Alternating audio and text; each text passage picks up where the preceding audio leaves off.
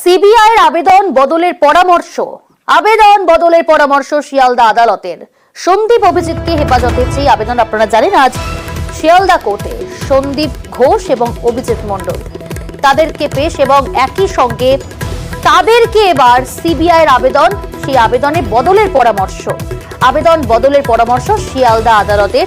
সন্দীপ ঘোষ অভিজিৎকে হেফাজতে চেয়ে আবেদন, 3 দিনের হেফাজত চেয়ে আবেদন করা হলো সিবিআইয়ের তরফ থেকে। ফুটেজ দেখিয়ে জেরার জন্য হেফাজতের আবেদন সিবিআইয়ের তরফ থেকে। আর কি আবেদন করা হলো জানার চেষ্টা করব।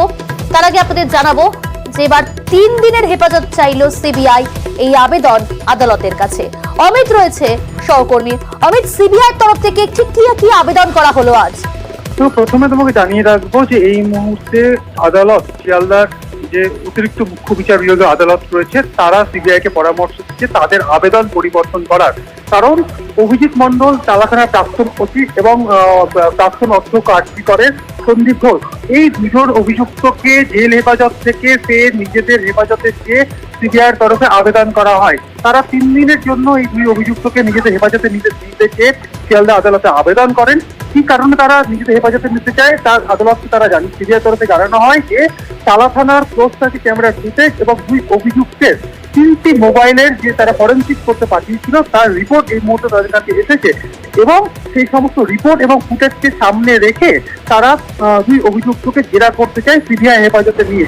এখানেই আদালতের তরফে সিবিআইয়ের কাছে জানতে চাওয়া হয় যে আপনাদের কাছে যখন সমস্ত রিপোর্ট চলে এসছে, তাহলে কেন আপনারা জেলে গিয়ে অর্থাৎ প্রেসিডেন্সি সংশোধনাগারে গিয়ে 2 অভিযুক্তকে জেরা করছেন না? কারণ আপনাদের রিমান্ডে কোথাও উল্লেখ করেননি যে এই 2 অভিযুক্ত তদন্তে সহযোগিতা করছে না। তাহলে কেন এই মুহূর্তে আবার নিজেদের হেফাজতে নেওয়ার প্রয়োজন রয়েছে? আপনারা জেলে গিয়ে জিজ্ঞাসাবাদ করতে পারেন।